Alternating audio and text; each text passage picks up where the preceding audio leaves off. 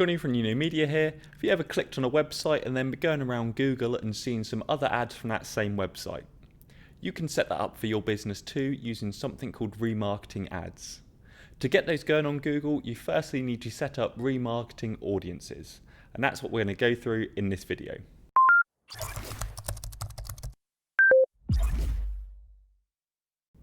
At Media, we help companies grow and thrive using the latest tools, tricks, and marketing techniques.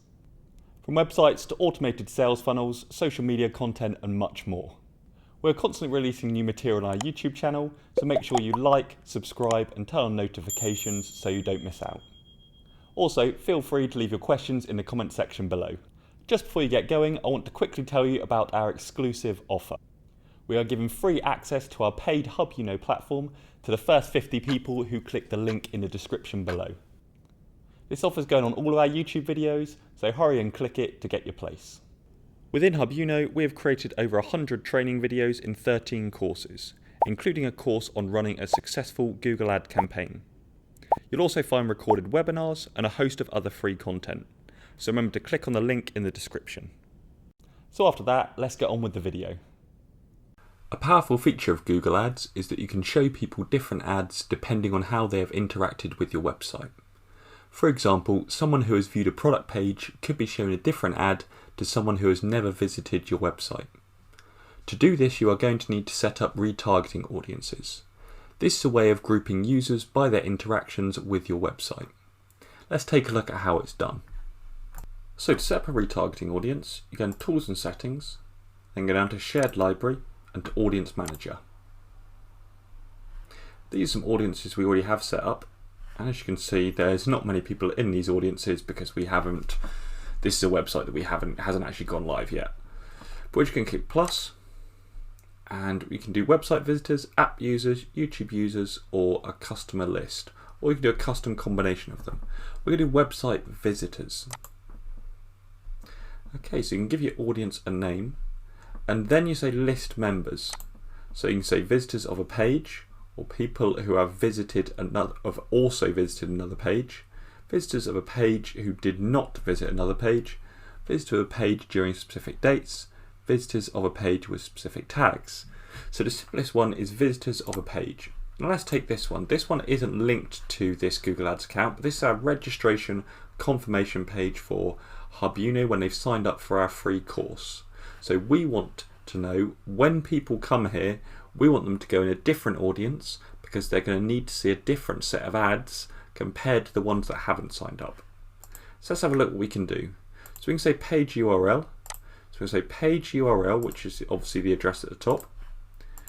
We can either say contains, equals, starts with, or ends with. Now if it says contains, it means that if I put the registration in there and I copy and paste it, it means that any page which has the word registration in it, and that's just appeared because it's not linked up to this ads account, any page that has the word registration in it will trigger this audience, or they'll go into this audience. If it's equals, you have to put in the exact URL for this one. So with equals, you're going to need to put in the exact URL for it equals.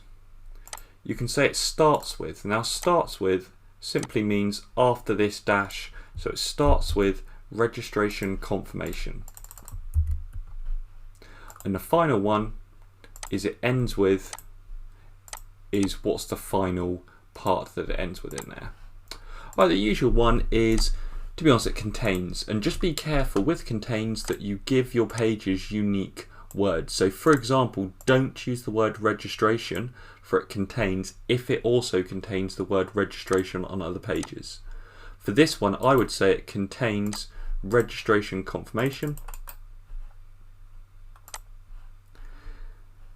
And then you can say, okay, maybe it's an audience that have come to this page, or they have come to another page, or they have gone to another page in it.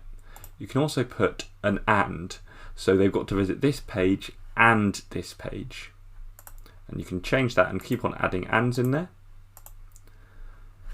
Or you can say visitors who also visited another page, that's pretty much what we've set up. So they visit this page and they've got to have visited this page.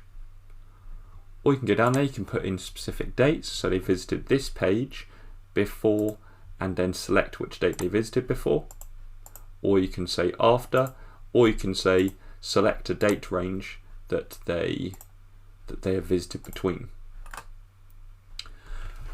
So with those ones, you have to use the pages on your website, put the URLs in, and think what audiences you want to build up. So people that have maybe signed up for your lead magnet or have gone to a certain page, it's got a blog.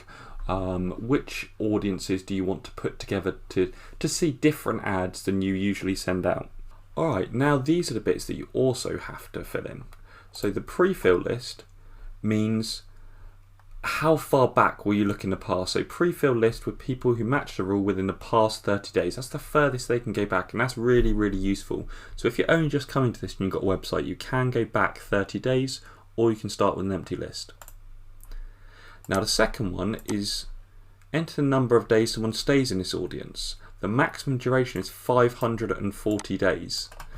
Now, we usually do kind of around about 2 months, but for this one it can depend on what you're trying to do with this audience.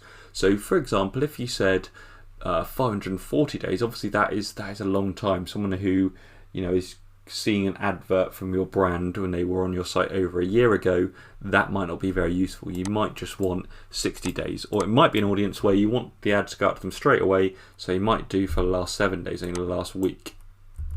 It tends to be, a month, 2 months, something like that is a reasonable number, but you can change that up and down as much as you want.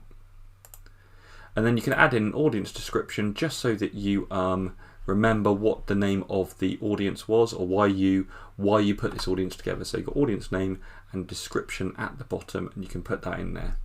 And then later in the course, we're going to show you how you can use this audience for retargeting, or use these audiences for retargeting ads where they see completely separate ads compared to people who have just landed on your website.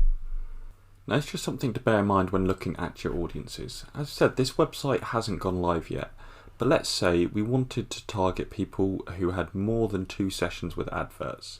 Now, at the moment, we could not target those visitors. If someone arrived on the website, it would not show up. So if we look up here, we've got search, YouTube, display, and Gmail.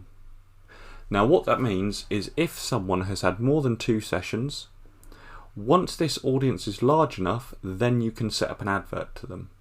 Now, this one has to be at least 100 users within your time frame. So if, for example, you had 60 days, you'd have to have 100 people that had more than 2 sessions to start showing them display ads.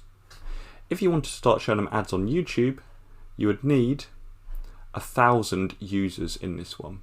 And if you wanted search ads, you'd show, and again need 1,000.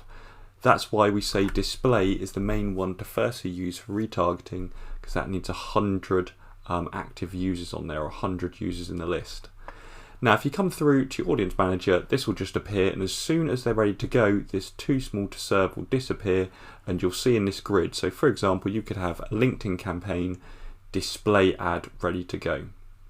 The other thing you may notice is that users to your website and Google Analytics, it might say you had 30 users, say, in a day, but it might only be that 15 of them go on to your display audience under all users or all visitors. So this can certainly change as well, but the main thing is this has to go larger than the too small to serve size before you can even set it up for an audience. Don't set it up on an advert and then wait for it to fill, because it won't work. Wait until it fills and then set up your advert.